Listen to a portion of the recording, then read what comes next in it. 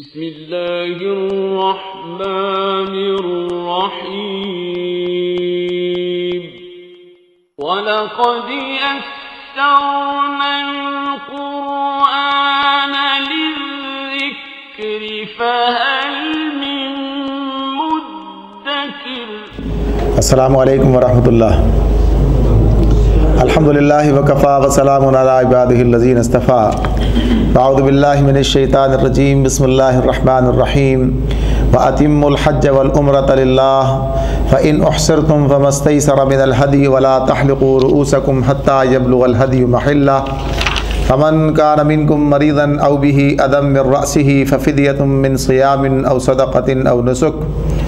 فَإِذَا أَمِنْتُمْ فَمَنْ تَمَتَّعَ بِالْعُمْرَةِ إِلَى الْحَجِّ فَمَا اسْتَيْسَرَ مِنَ الْهَدْيِ فَمَنْ لَمْ يَجِدْ فَصِيَامُ ثَلَاثَةِ أَيَّامٍ فِي الْحَجِّ وَسَبْعَةٍ إِذَا رَجَعْتُمْ تِلْكَ عَشَرَةٌ كَامِلَةٌ ذَلِكَ لِمَنْ لَمْ يَكُنْ أَهْلُهُ حَاضِرِ الْمَسْجِدِ الْحَرَامِ وَاتَّقُوا اللَّهَ وَاعْلَمُوا أَنَّ اللَّهَ شَدِيدُ الْعِقَابِ۔ سورۃ البقرہ کی آیت 196۔ وَأَتِمُّوا الْحَجَّ وَالْعُمْرَةَ لِلَّهِ، اللہ کی خوشنودی کے لیے جب حج اور عمرے کی نیت کر لو تو اسے پورا کرو۔ یہاں اس سے مراد احرام باندھ لینے کے بعد پھر اس کی ادائیگی کو مکمل کرنا ہے۔ ویسے تو عمرہ نفل ہے یا سنت ہے، بعض کے نزدیک واجب بھی ہے، لیکن اس کا معاملہ اس اعتبار سے ہے کہ انسان پر فرض نہیں ہے، اس کی اپنی مرضی ہے کہ وہ عمرہ ادا کرے۔ نبی کرم صلی اللہ علیہ وسلم سے جب پوچھا گیا عمرہ کے بارے میں کہ کیا یہ واجب ہے، تو آپ نے فرمایا کہ کرو تو تمہارے لیے بہتر ہے، یعنی نہ کرنے پر مواخذہ نہیں ہے۔ تو اس اعتبار سے نفل ہے، لیکن جب نیت کر لی جائے، احرام باندھ لیا جائے تو پھر اس کا پورا کرنا واجب ہے۔ تو اس اعتبار سے یہ بات کہی جا رہی ہے۔ اب اس میں یہ بات بتائی گئی ہے فَإِنْ أُحْصِرْتُمْ فَمَا اسْتَيْسَرَ مِنَ الْهَدْيِ، لیکن اگر تم گھر جاؤ، یعنی ایسے حالات پیدا ہو جائیں کہ عمرہ یا حج جس کا بھی تم نے احرام باندھا ہے وہ ادا نہ کر سکو، آگے جانا ممکن نہ رہے، حرم تک پہنچنا اور اس کے مراسم انہیں ادا کرنا، تو اس اعتبار سے تمہارے لیے پھر یہ رعایت رکھی گئی ہے کہ احرام کھول سکتے ہو، لیکن اس کا فدیہ ایک قربانی ہے۔ تو یہاں پر اس کے بارے میں بتایا گیا وَلَا تَحْلِقُوا رُؤُوسَكُمْ حَتَّى يَبْلُغَ الْهَدْيُ مَحِلَّهُ، اور اگر کوئی ایسا شخص جس کے سر میں کوئی تکلیف ہو اور وہ وقت سے پہلے، یعنی احرام کھولنے سے پہلے ہی اپنا سر منڈوا لے یا اسے کوئی تکلیف ہو، تو اس صورت کے اندر پھر اس کے لیے بتایا گیا فَمَنْ كَانَ مِنْكُمْ مَرِيضًا أَوْ بِهِ أَذًى مِنْ رَأْسِهِ، اس کے جو شخص مریض ہوئے، اس کے سر میں کوئی تکلیف ہو اور اس بنا پر اپنا سر منڈوا لے، فَفِدْيَةٌ مِّن صِيَامٍ أَوْ صَدَقَةٍ أَوْ نُسُكٍ، تو اسے چاہیے کہ فدیے کے طور پر روزے رکھے یا صدقہ دے یا قربانی کرے۔ دونوں میں کیا فرق ہے؟ پہلے یہ بات ہوئی تھی کہ وَأَتِمُّوا الْحَجَّ وَالْعُمْرَةَ لِلَّهِ، کہ حج یا عمرے کی نیت کرو تو اسے پورا کرو۔ فَإِنْ أُحْصِرْتُمْ فَمَا اسْتَيْسَرَ مِنَ الْهَدْيِ، لیکن اگر کہیں گر جاؤ تو پھر جو قربانی تمہیں میسر ہو وہ اللہ کی جناب میں پیش کرو۔ وَلَا تَحْلِقُوا رُؤُوسَكُمْ، اور اپنے سر اس وقت تک نہ مونڈو، حَتَّى يَبْلُغَ الْهَدْيُ مَحِلَّهُ، جب تک کہ قربانی اپنے مقام پر نہ پہنچ جائے۔ یہ بات کل آپ کے سامنے رکھی گئی تھی کہ قربانی حرم کی حدود میں کرنا یہ احناف کا عمل ہے، یعنی ان کا خیال یہ ہے کہ قربانی جو ہے وہ حرم کی حدود کے اندر ہونی چاہیے۔ اور دوسرے فقہا کا معاملہ یہ ہے کہ وہ کہتے ہیں کہ جہاں بھی انسان کے لیے آگے بڑھنا ممکن نہ ہو اسی مقام پر کر سکتا ہے، لیکن یہاں کہا جا رہا ہے کہ جب تک قربانی اپنے محل میں نہ پہنچ جائے، مقام تک نہ پہنچ جائے، اس سے مراد کیا ہے؟ قربانی نہ ہو جائے۔ جب قربانی ہو جائے گی تو اس کے بعد پھر یہ سر منڈانے کا عمل کیا جا سکتا ہے۔ لیکن اگر کوئی مریض ہے یا اس کے سر میں کوئی تکلیف ہے اور پھر اس صورت میں وہ یہ کام کر لیتا ہے، تو اب اس کے لیے پھر مزید بتایا کہ اس کا فدیہ کیا ہے، کہ روزہ رکھے یا صدقہ دے یا قربانی کرے۔ اور نبی کرم صلی اللہ علیہ وسلم کے ارشاد سے یہ بات سامنے آتی ہے کہ 3 دن کے روزے یا ایک بکری کا ذبح کرنا، یا اس اعتبار سے کہ نصف سا جو ہے وہ گیہوں کو صدقہ کرنا، یہ اس کی مقدار ہے کہ اگر آدمی کسی تکلیف کی وجہ سے اپنا سر منڈا دیتا ہے اور قربانی سے پہلے، یعنی قربانی کے بعد ہی سر منڈانے کی اجازت ہے، یعنی احرام سے باہر آنے کا یہ طریقہ ہے۔ फ़इज़ा अमिनतुम, फिर जब तुम्हें अमन मैसर आ जाए, फ़मन तमत्ता बिलउम्रति इलल हज फ़मस्तैसर मिनल हदी। अब एक और मज़ीद बात बताई है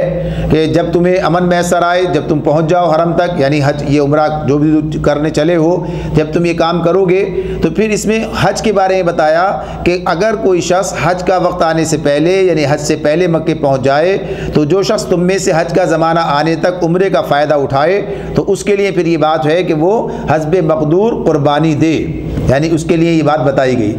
यहाँ पर थोड़ी सी बात इसके हज के हवाले से सामने आ जाए, जिसके लिए क़ुरबानी की बात हो रही है। ये हज की 3 किस्में हैं जो हमें बताई गई हैं।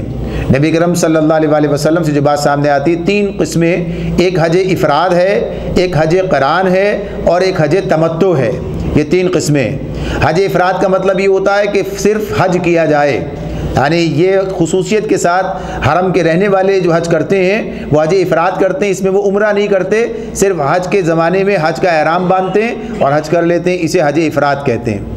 और जो बाहर के रहने वाले अफराद हैं, जो हरम से बाहर रहते हैं यानी मीक़ात से बाहर से आते हैं, तो उनके लिए ये बात है कि वो आम तौर पर हज क़रान या हज तमत्तु करते हैं। हज तमत्तु का मतलब ये होता है कि हज यानी आदमी जब अपने घर से चलता है, मीक़ात से गुज़रता है, तो वो उम्रे का एहराम जो है बांधता है, उम्रे की नियत करता है और हरम जाकर उम्रा करता है और उम्रा करने के बाद फिर अपना एहराम खोल देता है और हज का ज़माना आने पर फिर वहीं मक्के से हज का एहराम बांधता है, फिर हज करता है। तो इसे कहते हैं तमत्तु। तमत्तु का मतलब है यानी फ़ायदा उठाना, हज के मौके पर उम्रा भी कर लेना, यानी ये तमत्तु की बात आ गई कि ये इसमें जो है फ़र्द ने हज के साथ साथ उम्रे का फ़ायदा भी उठाया, लेकिन दरमियान में उसने एहराम की पाबंदियाँ ख़त्म कर ली, यानी एहराम खोल दिया और हज के लिए अलग से एहराम बांधा। हज क़रान वो होता है कि जिसमें आदमी एहराम बांधते हुए नियत कर लेता है कि उम्रा और हज एक ही एहराम के अंदर वो करेगा, यानी उम्रा करता है, उम्रा करने के बाद एहराम नहीं खोलता बल्कि उसी एहराम के अंदर रहता है, यानी एहराम की पाबंदियाँ उस पर आयद रहती हैं और फिर उसी एहराम से वो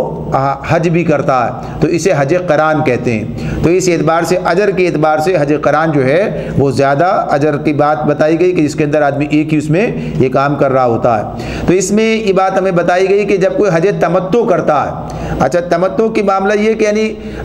उसने उम्रा किया और फिर उसके बाद एहराम खोला और फिर दोबारा फिर हज के मौके पर उसने एहराम बांधा, तो अब ये जो उसने फ़ायदा उठाया है हज के ज़माने में उम्रा करने का, तो इस पर अल्लाह रब्बुल आलमीन का शुक्रिया अदा करने के लिए क़ुरबानी उसके ऊपर वाजिब है, ये क़ुरबानी उसे करनी है। इस्लाम से कबल जब लोग जब भी हज तो किया करते थे, लेकिन उनके जहन में ये बात थी, उन्होंने अपने तौर पर ये फ़र्ज़ कर रखा था कि जब कोई हज के लिए आए तो उस सफ़र में वो उम्रा नहीं कर सकता। हज के लिए सफ़र किया है तो बस सिर्फ हज करेगा, उम्रा नहीं करेगा। तो यहाँ पर ये बात बता दी गई कि हज के मौके पर जब लोग बाहर से आने वाले हैं उन्हें इस बात की इजाज़त दी गई है कि वो इसी मौके पर उम्रा भी कर लें, इसका फ़ायदा भी वो उठाएँ। अलबत्ता अल्लाह के इस एहसान का शुक्रिया अदा करें, इस तरह की एक क़ुरबानी इस मौके पर वो करें। अब यहाँ पर ये बात बताई गई, फ़मन लम यजिद फ़सियामु सलासति अय्यामिन फ़िल हज वस्सबातिन इज़ा रजातुम तिल्का अशरतुन कामिला। फिर जब कोई क़ुरबानी के लिए जानवर ना पाए, यानी उसकी इस्तिताअत ना हो, तो वो क्या काम करेगा? अगर क़ुरबानी मैसर ना हो तो 3 रोज़े हज के ज़माने में और 7 घर पहुंचकर इस तरह पूरे 10 रोज़े रख ले, यानी ये इसका मुतबादिल है। अगर क़ुरबानी नहीं कर सकता है, क़ुरबानी करने की इस्तिताअत नहीं है और हज तमत्तु किया है, तो अब उसे क्या करना है कि 10 रोज़े रखने। तो 3 रोज़े कब तक उसे रखने हज के ज़माने में? यानी 9 ज़िलहज से पहले 3 रोज़े रख लेगा और बाकी 7 रोज़े घर जाकर रख लेगा। तो इस तरह 10 रोज़े उसे इसके मन में यानी क़ुरबानी न करने के नतीजे में उसे रखने होंगे। फरमाया ज़ालिका लिमन लम यकुन अहलुहु हादिरिल मस्जिदिल हराम, ये रियायत उन लोगों के लिए है जिनके घर बार मस्जिद हराम के करीब न हो। यानी मस्जिद हराम के करीब न होने से मुराद क्या है? मीक़ात से बाहर रहने वाले। मीक़ात वो मुकामात हैं कि जो हरम के रास्ते में यानी मक्का जाते हुए मुख्तलिफ़ अतराफ़ में ये मुकामात जो है मुकर्रर कर दिए गए हैं, जिनके जहाँ से आदमी एहराम बांधे बग़ैर नहीं गुज़रता, यानी वहाँ पहुँच के एहराम उसे बांधना होता है, तो वो मीक़ात कहलाती है जगह। तो जो मीक़ात के बाहर के रहने वाले हैं उन्हें ये रियायत दी गई, उनके लिए अहकामात हैं। और जो मक्के के अंदर रहते हैं, हरम के अंदर रहते हैं, हरम की हुदूद में रहते हैं, वो हज इफ़राद करेंगे।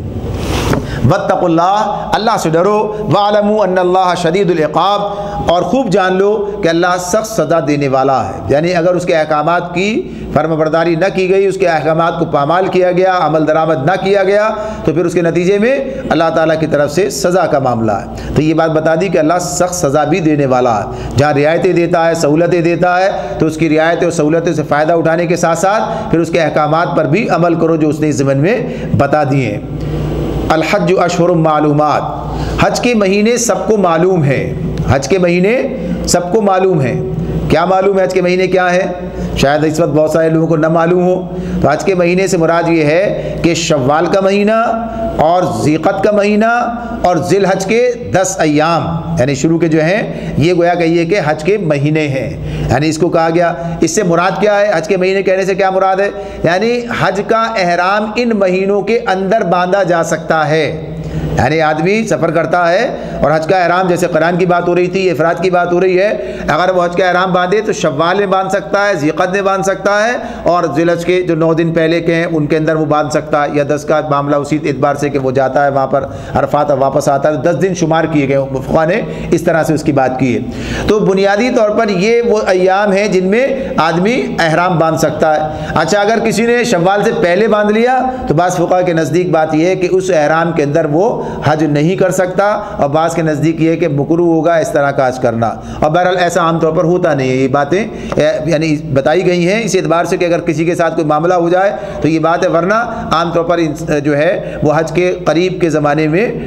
یہ احرام باندھا جاتا ہے۔ اچھا، یہ معاملات اس اعتبار سے بھی ہیں کہ ایک زمانہ تھا کہ جب لوگ پیدل سفر کرتے تھے، اونٹوں پر سفر کرتے تھے، تو یہ سفر مہینوں پر محیط ہوا کرتا تھا، تو اتنا پہلے لوگ نکلا کرتے تھے۔ لیکن جو میقات مقرر کیے گئے ہیں وہ بہرحال ایسے مقامات پر ہیں کہ جہاں سے جو سفر ہے، پیدل کا سفر بھی ہو تو چند دن میں آدمی وہ طے کر لیتا ہے۔ تو اس اعتبار سے بتایا گیا کہ حج کے مہینے سب کو معلوم ہے۔ فمن فرض فیہن الحج فلا رفث ولا فسوق ولا جدال فی الحج، جو شخص ان مقرر مہینوں میں حج کی نیت کرے، یعنی وہی بات، احرام باندھ لے اور تلبیہ پڑھ لے، تو اب اس نے حج کی نیت کر لی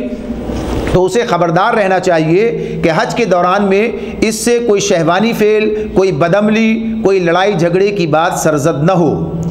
جو الفاظ اس کے اندر اللہ تعالیٰ نے استعمال کیے ہیں، رفث، فسوق اور جدال، یعنی حج کرنے والے شخص کو ان امور سے خصوصیت کے ساتھ بچنا ہے۔ رفث سے مراد یہاں پر جیسے ترجمہ کیا شہوانی فعل، یعنی شوہر و بیوی کے تعلقات کے حوالے سے تمام اس کے جو دائرے ہیں، یعنی کہ گفتگو بھی اگر اس انداز کی ہو تو وہ بھی رفث کے اندر شامل ہے، کہ اگر اس طرح کی کوئی گفتگو کی جائے اس سے بھی منع کیا گیا۔ تو بتا دیا گیا کہ اس موقع پر آدمی کو اپنے آپ کو خاص طور پر محتاط رہنا ہے اسے، اور اس سے اپنے آپ کو مجتنب رکھنا ہے۔ تو رفث کا فسوق کیا ہے؟ فسق ہے، نافرمانی ہے۔ تو نافرمانی کے جملہ کام ویسے بھی منع ہے، لیکن اس موقع پر خصوصیت کے ساتھ جبکہ آدمی حالت احرام میں ہے تو اب احرام کی پابندیاں بھی ہیں اور ایک خاص عبادت کے اندر بھی آدمی مشغول ہے، تو اس موقع پر خصوصیت سے اسے اس کا اہتمام کرنا چاہیے کہ کوئی گناہ کا فعل اس سے سرزد نہ ہو۔ اور جدال کیا ہے؟ جدال ویسے تو سخت جھگڑے کو کہتے ہیں، یعنی جدال کی بات ہے کہ آپس میں جھگڑے یا کوئی موقع، کوئی ایسی صورت نہ پیدا ہو۔ یہ چونکہ حج کا موقع بڑا ایک ایسا موقع ہوتا ہے کہ جس کے اندر بہت سارے افراد مل کر ایک اجتماعی عبادت جو ہے وہ انجام دے رہے ہوتے ہیں، اور ایک مختصر سی جگہ کے اندر بہت بڑی تعداد میں لوگ جمع ہو جاتے ہیں۔ تو ایسے موقع پر مسائل پیدا ہوتے ہیں، اور مسائل پیدا ہونے کے بعد پھر لوگوں کے اندر اشتعال بھی پیدا ہو سکتا ہے۔ تو یہ بات بتا دی گئی کہ اس موقع پر جھگڑے سے گریز کرنا، یعنی اس کی گویا ایک تربیت بھی ہے اس موقع پر جو دی جا رہی ہے کہ آدمی ایثار اور قربانی کی تصویر بنے اور ان پر عمل درآمد کرے اور اجتماعیت کے تقاضے جو ہے وہ نبھائے، اور جدال سے یعنی جھگڑے سے گریز کرے، جھگڑے سے پرہیز کرے۔ تو یہ تین باتیں حج کے ضمن میں اللہ رب العالمین کی طرف سے بتا دی گئیں۔ یہ معاملہ عمرے کے لیے بھی ہوگا اور حج کے لیے بھی ہوگا۔ عمرے کا معاملہ تو تھوڑی دیر کا ہوتا ہے، لہذا وہ معاملہ زیادہ مشکل نہیں ہوتا، لیکن حج کا احرام جو ہے 9 ذی الحجہ سے باندھا جاتا ہے، 8 ذی الحجہ سے باندھ کر آدمی مینا میں پہنچتا ہے 8 ذی الحجہ کو، اور وہ اس میں کسی بھی وقت پہنچ سکتا ہے، لیکن عمومی طور پر بات یہ ہوتی ہے کہ ظہر کی نماز وہاں پر جا کر ادا کرے۔ تو تو اس اعتبار سے وہ 5 نمازیں وہاں ادا کرتا ہے، 8 ذی الحج کی 4 نمازیں اور 9 ذی الحج کی صبح کی فجر کی نماز، اور پھر وہاں سے نکلتا ہے تو عرفات جاتا ہے، پھر عرفات میں سارا دن گزار کر پھر رات کو وہاں سے مزدلفہ کی طرف پلٹتا ہے۔ اب 10 ذی الحج کو جب قربانی کرتا ہے پھر احرام اتار دیتا ہے، لیکن احرام اتارنے کے بعد بھی ابھی کلی پابندیاں ختم نہیں ہوتی جب تک کہ وہ طواف زیارت نہ کر لے، تو اس اعتبار سے ایک طویل وقت اس کے اندر لگتا ہے۔ اور مینا کے اندر بھی ایک چھوٹا یعنی چھوٹی جگہ ہے، محدود جگہ ہے جہاں پر لوگوں کو سب کو جمع ہو کر رہنا ہوتا ہے، ایسی عرفات کے اندر بھی معاملہ ہے، ایسی مزدلفہ کے اندر بھی معاملہ ہے، تو اس میں امکانات ہوتے ہیں کہ لوگوں کو تکلیف ہوگی، پریشانی ہوگی، اور اس میں کوئی ایسا موقع آ سکتا ہے کہ کوئی اشتعال پیدا ہو تو اس سے گریز کیا جائے، نہیں گویا کہ یہ ایک عملی تربیت اس سے گزارا جا رہا ہوتا ہے۔ اب آئیے باقی بات اللہ تعالیٰ اس میں فرماتے ہیں آگے، وما تفعلوا من خیر یعلمہ اللہ، اور جو نیک کام تم کرو گے وہ اللہ کے علم میں ہوگا، یعنی جب کوئی ایثار کرے گا، قربانی کرے گا، نہ کسی نے کوئی زیادتی کی ہے، جواب میں اس نے خاموش رہا ہے اور تکلیف برداشت کر لی، اس لیے کہ یہ موقع نہیں ہے احتجاج کرنے کا اور شکایت کرنے کا اور جھگڑا کرنے کا، تو یہ گویا اللہ کی خاطر وہ برداشت کر رہا ہے، تو اللہ تعالیٰ کے پاس اس کا یہ حال چھپا ہوا نہیں ہے، یعنی جو بھی اللہ کے احکامات پر عمل درآمد کرنے کے لیے اپنے آپ کو گویا کہ آمادہ کرے گا تو اللہ کے پاس اجر پائے گا۔ وَتَزَوَّدُوا فَإِنَّ خَيْرَ الزَّادِ التَّقْوَىٰ وَاتَّقُونِ يَا أُولِي الْأَلْبَابِ، سفر حج کے لیے زاد راہ ساتھ لے جاؤ، تزودو یعنی زاد راہ جو ہے وہ ساتھ لے لیا جائے، اور فَإِنَّ خَيْرَ الزَّادِ التَّقْوَىٰ، اور بہتر زاد راہ کیا ہے؟ تقویٰ ہے، پرہیزگاری ہے، یعنی یہ بات بتائی گئی کہ جب تم سفر کرو گے اور طویل سفر ہوتا ہے اور ایک کافی وقت جو ہے وہ آدمی کو اس راستے میں صرف کرنا ہوتا ہے، وہاں جا کے ٹھہرنا بھی ہوتا ہے، تو ایسا نہیں کہ خالی ہاتھ اٹھ کر چلا جایا جائے، یعنی کوئی نیکی کی بات نہیں ہے، یہ بات بھی لوگوں کے ذہنوں میں تھی کہ نیکی کے راستے میں نکلیں، اللہ کے راستے میں نکلیں تو کیا مال و اسباب لے کر ساتھ نکلنا، تو کہا کہ یہ کوئی نیکی کی بات نہیں ہے کہ آدمی خالی ہاتھ نکلے اور یا تو مانگتا تانگتا جائے یا اپنے ساتھیوں پر بوجھ بن جائے، یہ کوئی اچھی بات نہیں، بلکہ اللہ رب العالمین کا حکم یہ ہے کہ زاد راہ ساتھ لے کر چلو، یعنی یہ بھی حج کے گویا کہیے کہ شرائط میں سے بات ہے کہ آدمی زیادہ سفر بھی رکھتا ہو، تو اس میں بتا دیا کہ زاد راہ لے کر چلو، اور پھر ساتھ ساتھ یہ بات بھی بتا دی کہ بہترین زاد راہ کیا ہے؟ تقویٰ ہے، یعنی آدمی مال اور اسباب کی فکر میں تو لگا رہے لیکن جو بنیادی بات ہے اللہ کے ساتھ تعلق کی وہ کمزور پڑ جائے، اس کا احساس نہ رہے، تو یہ بات بھی ساتھ رہے کہ جس مقصد کے لیے سفر کر رہے ہو وہ مقصد بھی اور اللہ کے ساتھ تعلق کو زیادہ سے زیادہ بڑھانے کی بات بھی، تو اس لیے اسے کہا گیا کہ بہترین زاد راہ تقویٰ ہے۔ وَاتَّقُونِ يَا أُولِي الْأَلْبَابِ، پس اے عقل والو میری نافرمانی سے یعنی اللہ کی نافرمانی سے بچو۔ لَيْسَ عَلَيْكُمْ جُنَاحٌ أَن تَبْتَغُوا فَضْلًا مِّن رَبِّكُمْ، اگر حج کے ساتھ تم اپنے رب کا فضل بھی تلاش کرتے جاؤ تو اس میں کوئی مضائقہ نہیں۔ جیسے عرض کیا تھا کہ ایک زمانہ تو یہ تھا کہ بڑا وقت لگتا تھا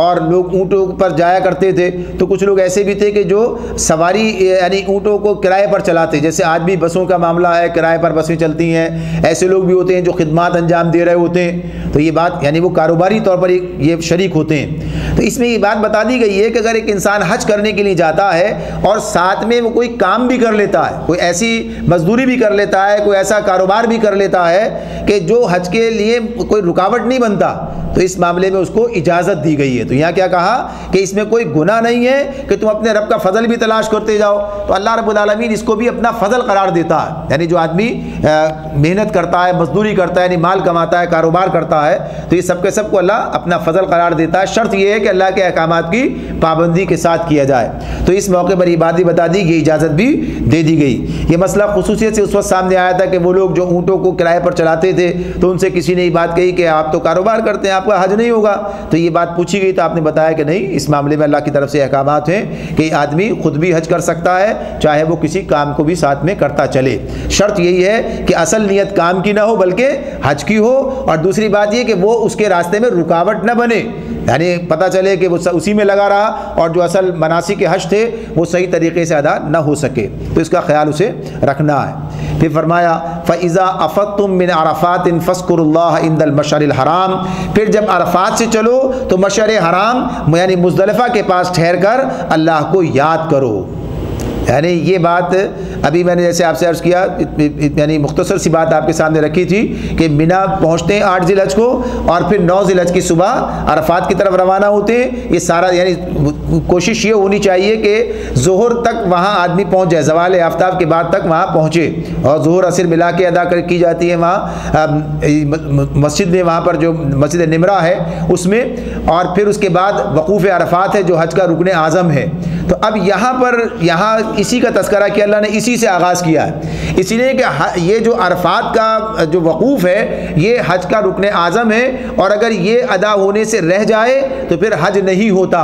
باقی تمام چیزوں کا معاملہ ان کے لیے گنجائشیں ہیں، ان کے بغیر بھی حج ہو جاتا ہے، کچھ کفارہ دینا پڑتا ہے، کچھ صحت والے سے جو چیزیں بتائی جاتی ہیں فدیہ دینا ہوتا ہے، لیکن حج مکمل ہو جاتا ہے اگر وقوف عرفات کر لیا گیا ہے۔ لیکن اگر وقوف عرفات رہ گیا ہے تو اس کا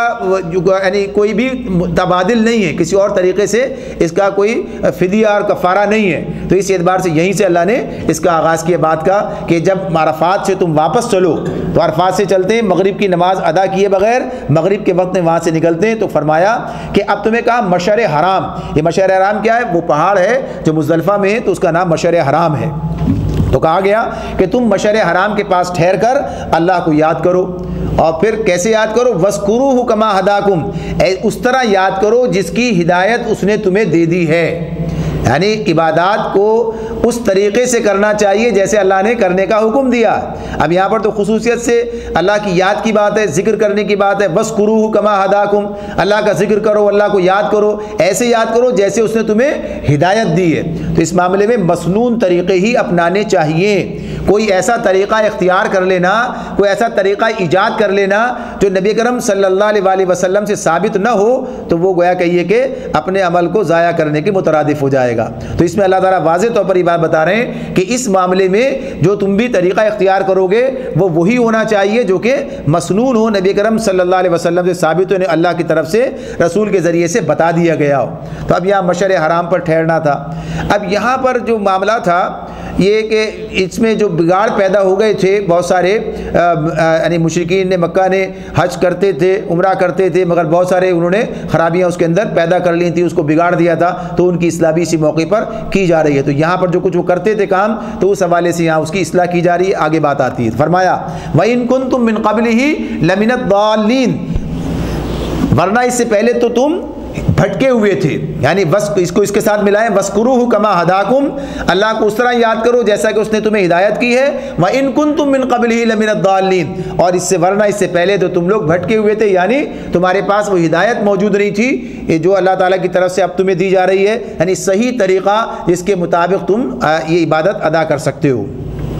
ثم افیضوا من حیث افاض الناس، پھر جہاں سے اور سب لوگ پلٹتے ہیں وہیں سے تم بھی پلٹو، واستغفر اللہ، اور اللہ سے معافی چاہو۔ یہ بات خصوصیت سے مشرکین مکہ سے کہی جا رہی ہے۔ مشرکین مکہ کا معاملہ یہ تھا، وہ کہتے تھے ہم تو چونکہ حرم کے مجاور ہیں اور ہماری تو خصوصی اہمیت ہے، خصوصی حیثیت ہے، لہٰذا ہمارا معاملہ کیا ہے، ہم عام لوگوں کے ساتھ عرفات تک نہیں جائیں گے۔ یعنی یہ لوگ کیا کام کرتے، مینا سے نکلتے اور عرفات نہیں پہنچتے بلکہ مشعر حرام یعنی مزدلفہ تک پہنچ کر ہی وہاں سے واپس پلٹ آتے۔ تو یہ بات جو تھی بتائی کہ ایسا نہیں کرنا ہے، بلکہ سب کو اب عرفات تک جانا ہے، کسی کو یہ استثناء حاصل نہیں ہے کہ وہ درمیان سے واپس پلٹ جائے۔ یعنی جیسے عرض کیا تھا کہ عرفات پہنچنا تو حج کا رکن اعظم ہے، یعنی یہ طریقہ با اختیار کیا جاتا ہے۔ ایسا ہوتا ہے کہ کچھ لوگ بیمار ہو جاتے ہیں، حج کے موقع پر بیمار ہو گئے، اسپتالوں میں پہنچا دیے گئے، تو اب آئے تو حج کرنے کے لیے، تو ان کے لیے طریقہ اختیار کیا جاتا ہے کہ ایمبولینس میں ان کو لا کر کچھ دیر کے لیے میدان عرفات میں، یعنی ایمبولینس انہیں لے کر آ جاتی ہے کہ ان کا وقوف ہو جائے، یعنی کچھ دیر کے لیے بھی اگر وہاں سے آدمی آ جائے تو اس میں اس کا وقوف عرفات جو ہے وہ شمار ہو جاتا ہے، تو اس طرح ان کا حج ممکن ہوتا ہے، مکمل ہوتا ہے، ورنہ حج ہی نہیں ہوگا۔ یہاں تک یہ کام کیا جاتا ہے۔ خود نبی کرم صلی اللہ علیہ وسلم بھی عرفات میں آئے، تو تو اس لیے کسی کو بھی اس میں استثناء نہیں ہے. جیسے قریش مکہ نے اپنے طور پر اختیار کر لیا تھا ہم تو خصوصی لوگ ہیں, ہم آگے تک نہیں جائیں گے, ہم پیچھے سے پلٹ آئیں گے, تو اس لیے کہا کہ جہاں سب جاتے ہیں وہیں تک تم بھی جاؤ گے. تو عبادات کے معاملے میں کسی قسم کا کوئی استثناء کسی کو حاصل نہیں ہے. جیسے کہ بعض لوگوں کے ذہن میں یہ گمان پیدا ہو جاتا ہے کہ شاید انہیں خصوصی تعلق ان کا اللہ سے ہو گیا, یا کوئی ایسی انہیں حیثیت حاصل ہو گئی کہ اب وہ عبادات سے کو ترک کر سکتے ہیں. ایسا نہیں ہے, عبادات اسی طرح اور مکمل جیسے بتائی گئی ہیں. فرمایا کہ اللہ سے معافی چاہو, ان اللہ غفور الرحیم, بے شک وہ بڑا معاف کرنے والا اور رحم فرمانے والا ہے. فَإِذَا قَضَيْتُم مَنَاسِكَكُمْ فَاذْكُرُوا اللَّهَ كَذِكْرِكُمْ آبَاءَكُمْ أَوْ أَشَدَّ ذِكْرًا. پھر جب اپنے حج کے ارکان ادا کر چکو تو جس طرح پہلے اپنے آباء و اجداد کا ذکر کرتے تھے اس طرح اب اللہ کا ذکر کرو, بلکہ اس سے بھی او اشد ذکرا, بلکہ اس سے بھی زیادہ آگے بڑھ کر, یعنی جتنا پہلے ذکر کرتے تھے اپنے آباء و اجداد کا, اس سے آگے بڑھ کر اللہ کا ذکر کرو. آپ دیکھیے جو حج کا سارا فلسفہ ہمارے سامنے آتا ہے اور حج کے جو ارکان سامنے آتے ہیں, یعنی پہلے 8 ذی الحج کو وہاں پہنچ گئے مینا, وہاں سے 5 نمازیں پڑھنی ہے اور 5 نمازیں پڑھ کر 9 ذی الحج کی صبح جو ہے چلے گئے عرفات. عرفات کے اندر اب وہاں پر بھی ظہر پڑھنی ہے, عصر پڑھنی ہے اور اس کے بعد مغرب پڑھے بغیر وہاں سے نکلنا ہے. پھر مشعر حرام یعنی مزدلفہ پہنچ کر مغرب اور عشاء وہاں ملا کر پڑھنی ہے اور وہاں رات گزار کر اور فجر کے بعد کچھ دیر کا وقوف کر کے اور وہاں سے نکلنا ہے اور پھر مینا واپس آنا ہے جمرات پر, اور جو ہے وہاں پر کنکریاں مار کر اور قربانی کرنی ہے اور پھر واپس مینا آ جانا ہے, یعنی مینا میں قیام رہے گا. اب یہ مینا کا قیام جو ہے 10 ذی الحج کا بھی ہے, 11 کا بھی ہے, 12 کا بھی ہے, یعنی اب یہاں پر 3 روز کا معاملہ مزید ہے. تو کہ یہ 5 دن حج کے ہیں اور اس میں آگے بات آئے گی کہ اگر کوئی ایک دن اور اضافی وہاں رکے تو 6 دن ہو جاتے ہیں اس کے, ورنہ 5 دن ہے. تو اب ان 5 دنوں میں کوئی خصوصی کام نہیں ہے جو بتایا گیا ہو اضافی یہ کام کرنا ہے. تو اب یہ لوگ کیا کیا کرتے تھے کہ جب وہاں سے واپس آتے, یعنی مشعر حرام مزدلفہ سے واپس آتے, تو اب مینا میں پہنچ کر بڑے بڑے جلسے منعقد کرتے. ایسا ہے جیسے آج کل کے حالات ہیں. آج کل کے تو حالات یہ ہیں کہ مینا کے اندر اتنا کنجسٹڈ ہوتا ہے, یعنی اتنا یعنی لوگوں کا مجمع اتنا بڑا ہوتا ہے کہ وہاں لوگوں کے لیے بیٹھنا اٹھنا بڑا دشوار ہوتا ہے. یعنی چھوٹی چھوٹی سی جگہوں میں لوگ جو ہے وہاں پر قیام کرتے ہیں, خیموں کے اندر تھوڑی تھوڑی سی جگہ ملتی ہے. لیکن وہ زمانہ وہ تھا کہ جس کے اندر ظاہر کی بات اتنی بڑی تعداد میں لوگ حج کرنے آتے ہی نہیں تھے, تو بڑی جگہ وہاں پر میسر ہوتی تھی. تو یہ جلسے کرتے بڑے بڑے, اور ان جلسوں کے اندر سب اپنے اپنے قبیلوں کا, اپنے اپنے آباء و اجداد کا, اپنے اپنے فخر کا جو ہے وہ اس طرح دہراتے, بتاتے, اشعار کہتے, مشاعرے منعقد ہوتے, یعنی یہ سب دھندے میں یہ لگ جاتے, اللہ کو بھول جاتے, یعنی اللہ کو یاد نہ کرتے. تو یہ بات بتائی جا رہی ہے کہ اب جب تم یہاں سے مناسک حج ادا کر چکو اور اب جو مینا میں تمہارا قیام ہے تو یہ بھی اللہ کی یاد کے لیے ہے. اللہ کو یاد کرو یہاں پر بیٹھ کر, یعنی اللہ کی یاد جو ہے اسے قائم کرو, اللہ کا ذکر کرو, اور اس طرح جیسا کہ اس نے تمہیں بتایا اس طریقے سے تمہیں یہ کام کرنا ہے. تو یہ جو خرابی تھی اس خرابی کو دور کرنے کی بات کی گئی ہے. لیکن آج بھی صورتحال کا آج جلسے تو نہیں ہوتے, لیکن اکثریت کا معاملہ جو دیکھنے میں آتا ہے وہ یہی ہے کہ لوگ اپنے ویسے ہی اپنے کاموں میں, اپنی باتوں میں اور اس کے اندر ہی زیادہ وقت گزار دیتے ہیں, اور کوئی ایسا اہتمام اس درجے کا نہیں ہو پاتا جیسا کہ ہونا چاہیے. حالانکہ ایک اجتماعی عبادت ہے اور اس موقع پر اجتماعی طور پر کچھ اہتمام ایسے ہونے چاہیے کہ لوگوں کو دین کے والے سے زیادہ قریب کرنے اور ایک امت کی حیثیت سے ان کے اندر وہ شعور پیدا کرنے اور امت کا ایک درد لوگوں کے اندر پیدا کرنے اور لوگوں کا ایک دوسرے کے ساتھ تعلق دین کی بنیاد پر قائم کرنے کے سارے کام جو ہیں وہاں پر انجام دیے جائیں. اس طرح کا اہتمام بہرحال اس درجے میں نہیں ہو پاتا. اور حد تو یہ بھی ہے کہ جو گویا کہیے کہ خطبہ حج ہے, یعنی عرفات میں جہاں سارے کے سارے لوگ جمع ہوتے ہیں, اس موقع پر بھی کوئی ایسا اہتمام اس درجے میں نہیں ہو پاتا کہ ایک بات سارے لوگوں تک منتقل ہو اور لوگوں کے اندر وہاں جو کہیے کہ ایک یکجائی کی کیفیت ہو, اتحاد و اتفاق کی کیفیت ہو, وہ نہیں ہو پاتی. لوگ اپنے اپنے کیمپوں میں اپنے اپنی مرضی کے مطابق کام کر رہے ہوتے ہیں اور اس میں بھی ظہر عصر ملا کے پڑھیں یا الگ الگ کر کے پڑھیں, انہیں جھگڑوں کے اندر زیادہ وقت گزار رہے ہوتے ہیں. تو مجموعی طور پر وہ کیفیت پیدا کرنا, یعنی کہ پورے اس کے ساتھ وابستہ کر دینا, اس کی ضرورت ہے کہ کام کیا جائے. حج کی ایک بہت بڑی عبادت ہے جو مسلمانوں کو مربوط کرنے, ان کو متفق اور متحد کرنے اور انہیں ایک مقصد کے ساتھ یگانگت پیدا کرنے کا گویا کہ یہ ایک ذریعہ بنتی ہے. تو اس حوالے سے اور بہت ساری باتیں بھی اللہ نے قرآن مجید میں بیان کی. سورہ حج میں بھی آئے گی بات ہمارے سامنے, سورہ آل عمران میں جہاں حج کی فرضیت کا ذکر کیا ہے وہاں پر بھی یہ بات سامنے آئے گی, تو کچھ بات وہاں پر بھی اس کے حوالے سے کریں گے. آگے فرمایا فَمِنَ النَّاسِ مَن يَقُولُ رَبَّنَا آتِنَا فِي الدُّنْيَا وَمَا لَهُ فِي الْآخِرَةِ مِنْ خَلَاقٍ. یہ جو اللہ کا ذکر کرنے کی بات تھی تو فرمایا لوگوں میں سے کوئی ایسا بھی ہے، یعنی جو اللہ کی یاد کی بات ہو رہی ہے تو اس میں کوئی ایسا بھی ہے جو کہتا ہے کہ اے ہمارے رب ہمیں دنیا ہی میں سب کچھ دے دے، ایسے شخص کے لیے آخرت میں کوئی حصہ نہیں ہے۔ دعا تو عبادت ہے، دعا کیا ہے؟ یعنی ذکر کی بات ہو رہی ہے، ذکر عبادت ہے، تو دعا اس کے اندر دعا کی خصوصی اہمیت ہے، اور دعائیں بہت مانگتا ہے انسان اس موقع پر، یعنی حج کے موقع پر بہت دعائیں کرتا ہے۔ تو یہاں بتایا جا رہا ہے کہ ان میں کچھ لوگ ایسے ہیں کہ جو اللہ کو یاد کرتے ہیں تو صرف دنیا ہی کے حوالے سے یاد کرتے ہیں، اور صرف دنیا ہی دنیا اس کے اندر مانگ رہے ہوتے ہیں، آخرت کا کوئی ذکر نہیں کرتے اس کے اندر، یعنی ان کے پیش نظر دنیا ہوتی ہے، دنیا کے ضروریات ہوتی ہیں، دنیا کے فوائد ہوتے ہیں، وہی اللہ سے مانگتے رہتے ہیں۔ تو اللہ رب العالمین نے بتایا کہ جو صرف دنیا مانگتا ہے اسے دنیا میں سے اللہ جو دینا چاہتا ہے دے دیتا ہے، لیکن آخرت میں اس کے لیے کوئی حصہ نہیں ہے، اس لیے کہ اسے آخرت کی فکر بھی نہیں ہے اور آخرت وہ مانگ بھی نہیں رہا ہے۔ تو یہ اس کا ایک نقصان ہے جو ہمارے سامنے آ رہا ہے، اور یہ بات اسی بنیاد پر ہے کہ جب آدمی کے ذہن میں آخرت کا وہ تصور نہیں ہوتا، مغفرت کا وہ اہتمام یعنی وہ احساس نہیں ہوتا، جنت کا وہ شوق نہیں ہوتا، جہنم سے بچنے کا وہ جذبہ نہیں ہوتا، تو ظاہر سی بات ہے کہ اس کے لیے دعا بھی نہیں کر رہا ہوتا ہے۔ ورنہ جس آدمی کے ذہن میں آخرت کی یاد ہوتی ہے تو وہ آخرت کے بارے میں زیادہ بات کرتا ہے، زیادہ دعائیں مانگتا ہے۔ تو اس سے انسان کا پتہ چل جاتا ہے کون دنیا پرست ہے اور کون جو کہیے کہ آخرت کی فکر رکھنے والا ہے۔ تو ایک مسلمان کو آخرت کی فکر رکھنے والا ہونا چاہیے، اسی لیے اللہ تعالیٰ کہتے ہیں کہ جو دنیا پرست ہے اس کا آخرت میں کوئی حصہ نہیں، یعنی حصے سے مراد کیا ہے؟ کوئی بھلائی اسے نہیں ملے گی۔